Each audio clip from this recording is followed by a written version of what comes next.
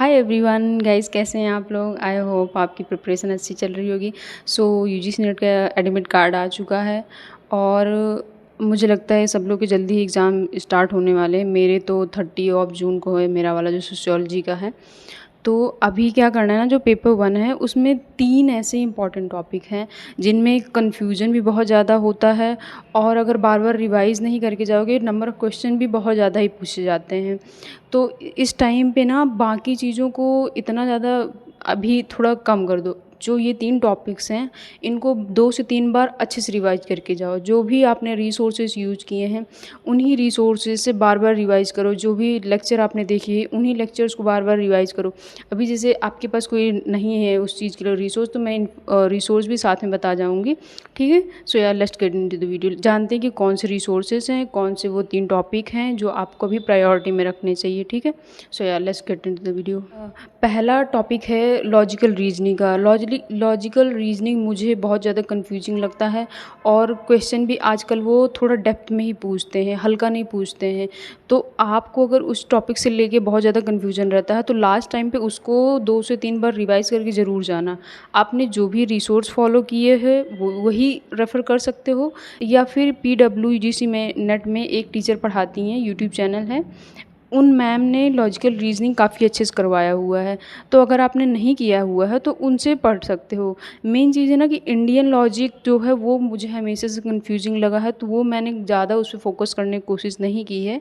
But जो other topics हैं जैसे कि स्क्वायर ऑफ अपोजिशन हो गया, मोड एंड फिगर हो गया और जो आर्गुमेंट वैलिड इनवैलिड इस टाइप के जो क्वेश्चन आते हैं या फैलेसी से जो क्वेश्चन आते हैं, आप कोशिश करिए कि उनके ज़्यादा से ज़्यादा कॉन्सेप्चुअल क्लैरिटी रखें, ठीक है। कॉन्सेप्चुअल क्लैरिटी बहुत ज़रूरी है क्योंकि छोटी-छोटी चीज़ों में कन्फ्यूजन आ करके हम क्वेश्चन गलत कर देते हैं।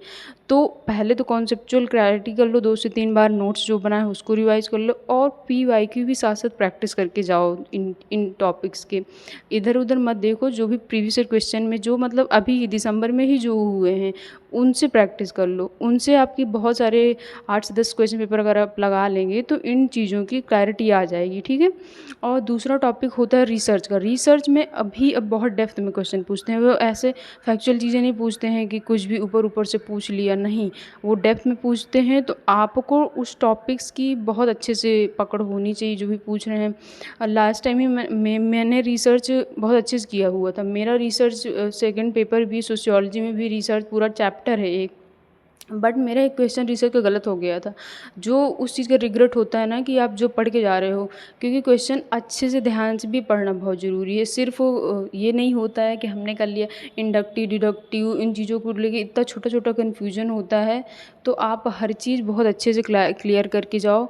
रिसर्च के लिए मैंने वो यही है कि अपना जो सोशियोलॉजी में पढ़ा था वो पढ़ा था। उसके बाद जो मैराथन करवाती हैं एक अदिति मैम है, JRF अड्डम पढ़ाती हैं वो। और जो मैम मैंने बताया आपको PWUGC नेट, उससे उनसे आप पढ़ सकते हैं, ठीक है, अगर आपने नहीं किया है कहीं से। बट अगर आपने पहले से कहीं से किया हुआ है, आप मैं बोलूँगी वही रिसोर्स फॉलो करो क्योंकि आपको जितना अच्छा आपका रिसोर्स से रिवीजन हो पाएगा बार बार वही आपको ज़्यादा हेल्पफुल करेगा, ठीक है। और तीसरा टॉपिक है ICT का। देखो ICT मुझे बहुत ज़्यादा कन्फ्यूजिंग लगता है और इतना कुछ है कि सब कुछ पढ़ के तो नहीं जाया जा सकता है। तो बोलूँगी कि लास्ट टाइम आप जो भी आपको कन्फ्यूजिंग टॉपिक लगते हैं, जो भी जो मेनली चीज़ें होती हैं फैक्ट वाली, जो भी डेटा होता है वो एक पेज में लिख लो, उसके नोट्स बना लो और उसी को बार-बार रिवाइज़ करो। बहुत ज़्यादा वेरिएशन भी नहीं रखते हैं वो। ये सब चीज़ें ना बहुत रिपीटेड होती हैं, बार-बार सेम टाइप के पूछते हैं। तो इन टॉपिक्स को आप नोट्स बना लेंगे, जो भी बार-बार पूछने वाली चीज़ें हैं, उसके बाद उसी को बार-बार रिवाइज़ करके जाओ। ICT के लिए अदिति मैम को मैराथन देख सकते हो या उनके अगर कुछ चीज़ों के आपको कॉन्सेप्ट नहीं समझ में आ रहे हैं तो उनकी वीडियोज़ भी हैं यूट्यूब में, उससे भी बहुत ज़्यादा हेल्पफुल हो जाएगी, ठीक है। तो ये 3 टॉपिक्स हैं गाइस जिनको आप बार-बार अच्छे से रिवाइज़ करके जाओ क्योंकि इनसे बहुत ज़्यादा क्वेश्चन पूछे जाते हैं और इनसे क्वेश्चन गलत होने के चांस बहुत ज़्यादा होते हैं। तो ये चांस कम हो जाए गलत होने के, इसलिए आपको बार-बार रिवीजन करना पड़ेगा। रिवाइज़ करो, PYQ प्रैक्टिस करो और PYQ जो आपने लगा लिया है उनको दोबारा से देख लो क्योंकि उससे क्या होता है कि आपने जो गलती की होगी उसे सीखने को मिलेगा। और चीज़ें ये भी होती हैं कि हम लोग कुछ सिली मिस्टेक्स कर देते हैं, फिर जब हमें कॉन्सेप्चुअल क्लैरिटी आती है तब हमें समझ में आता है, तो वो चीज़ क्लियर करके रखो। रखो, ठीक है। सो मुझे यही अभी बताना था अभी के लिए। अगर आगे कुछ और भी बताने का रहेगा तो मैं वीडियो बना लूँगी ऐसे ही छोटा मोटा, क्योंकि अभी मैं भी प्रिपरेशन कर रही हूँ तो मेरे पास भी टाइम नहीं होता है इतना। So yeah thank you so much, bye.